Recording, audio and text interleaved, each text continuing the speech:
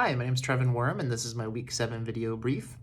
The works that I'll be citing today are from Banks and Banks, 2013 book, Multicultural Education Issues and Perspectives, Delpit's article from 2006, Lessons from Teachers, which is in the Journal of Teacher Education, and Villegas and Lucas from 2002, Preparing Culturally Responsive Teachers, Rethinking Their Curriculum, also from the Journal of Teacher Education. Assumptions that can be embedded in a colorblind perspective are that there's no difference between people of skin colors or socioeconomic status. Like the assumption is that everyone's on an equal footing, and that differences don't really exist between how people are treated or how society treats you based on skin color and based on origin. And that obscures quite a bit. That can sort of lead you to believe that there isn't inherent racism within our society, which especially as a teacher can be kind of a dangerous thing if you're not acknowledging those sort of differences.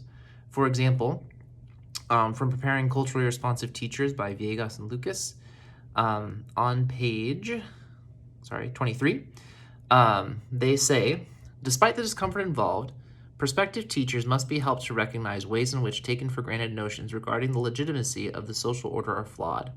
If they do not come to see the so-called meritocracy works largely for those who are already advantaged in society, by virtue of their social class of origin and color of skin, for example, they will fail in their attempts to understand and respond to students who are socioculturally different from themselves, particularly when the students are from oppressed groups. So if a teacher's coming from a colorblind perspective, according to that article, they're missing out on those sociocultural differences that can help you understand the student better, help you understand where they're coming from.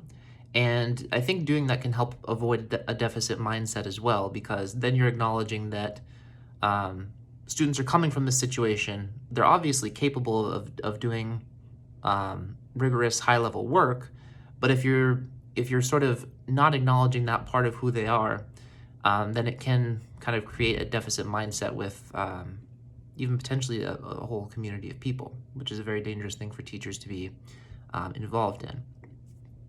In what ways might students' identities and cultures inform our teaching practices? Obviously, understanding your students' cultures is going to help you be able to find different ways to connect with them and find different ways to teach them, and also help you understand more along the lines of like where the families come from and where those students are coming from academically as well as culturally. In Lessons from Teachers, they talk a lot about how you can make those connections between culture and education. So for example, on page 225, they state that teachers have an important role to play.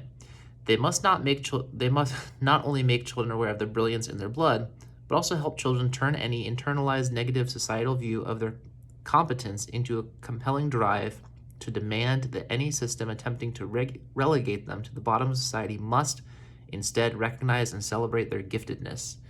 And that's a pretty awesome statement.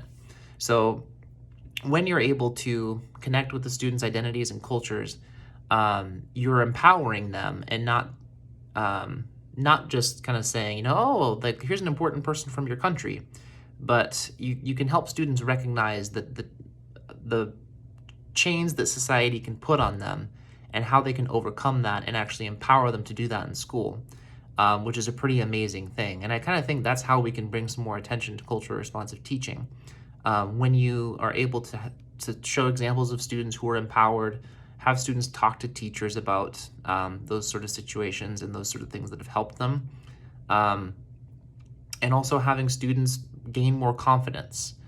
That those are some kind of more subtle ways to introduce culturally responsive teaching or show the benefits of it, I think.